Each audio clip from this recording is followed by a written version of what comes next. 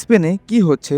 প্রতিদিন শত শত নয়, হাজার হাজার অভিবাসী আফ্রিকার উপকূল থেকে ছোট ছোট নৌকায় করে স্পেনের ক্যানারি দ্বীপপুঞ্জ ও মূল ভূখণ্ডের পৌঁছানোর চেষ্টা করছে। ইউরোপের সীমান্তে নতুন করে দেখা দিয়েছে উদ্বেগের কালো মেঘ। কিন্তু এই সংকটের মাঝেই সামাজিক যোগাযোগ মাধ্যমে ছড়িয়ে পড়ছে একের পর এক বিস্ফোরক দাবি। অনেক নেটিজেনরা বলছেন স্পেন ফিলিস্তিনের প্রতি সমর্থন দেয় এবং আন্তর্জাতিক বিভিন্ন ইস্যুতে ইসরায়েলের সমালোচনা করায় দেশটিকে চাপে ফেলতেই নাকি এই ধরনের সংকট তৈরি করা হয়েছে।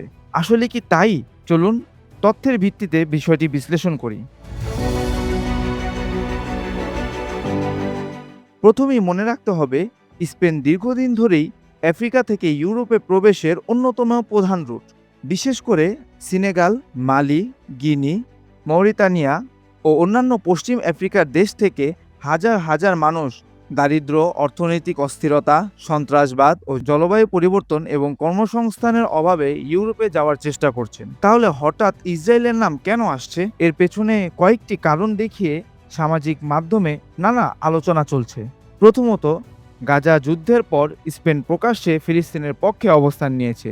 স্পেন ফিলিস্তিনকে রাষ্ট্র হিসেবে স্বীকৃতি দিয়েছে এবং ইসরায়েলের সামরিক অভিযান নিয়ে কঠোর সমালোচনা করেছে।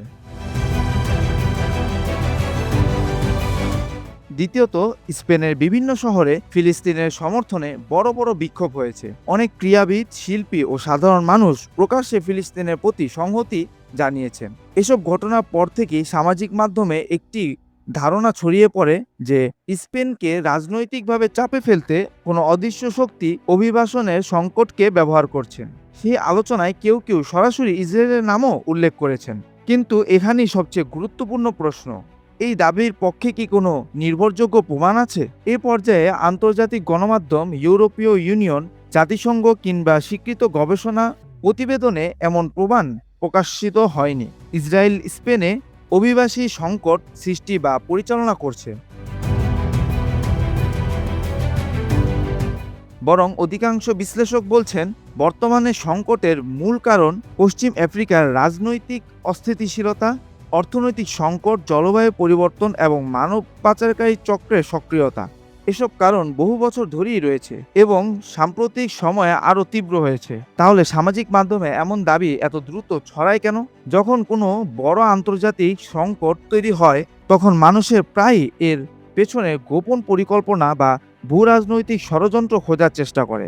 তাই এই মুহূর্তে সবচেয়ে কঠিন অবস্থান হলো সামাজিক মাধ্যমে যে দাবি প্রচার হচ্ছে সেটি একটি অপ্রমাণিত দাবি। এখন পর্যন্ত প্রকাশ্য বা নির্ভরযোগ্য তথ্যের ভিত্তিতে স্পেনের অভিবাসী সংকট ইসরায়েলের পরিকল্পিত পদক্ষেপ হিসেবে নিশ্চিত করার সুযোগ নেই। তবে এটা সত্য যে মধ্যপ্রাচ্যের যুদ্ধ, ইউরোপের রাজনীতি এবং আন্তর্জাতিক সম্পর্ক সবকিছু একে অপরকে প্রভাবিত করে। ভবিষ্যতে নতুন তথ্য সামনে এলে সে আলোচনাও অবশ্যই গুরুত্বপূর্ণ হবে। আপনার কি মনে হয়, এটি কি শুধুই কাকতালীয়, নাকি এর পেছনে আরও বড় কোনো ভূরাজনৈতিক খেলা রয়েছে? আপনার অভিমত কমেন্ট করে জানান। ভিডিওটি ভালো লাগলে লাইক দিন, শেয়ার করুন এবং আন্তর্জাতিক রাজনীতি ও ভূরাজনীতি নিয়ে এমন তথ্যভিত্তিক বিশ্লেষণ পেতে আমাদের চ্যানেলটি সাবস্ক্রাইব করুন।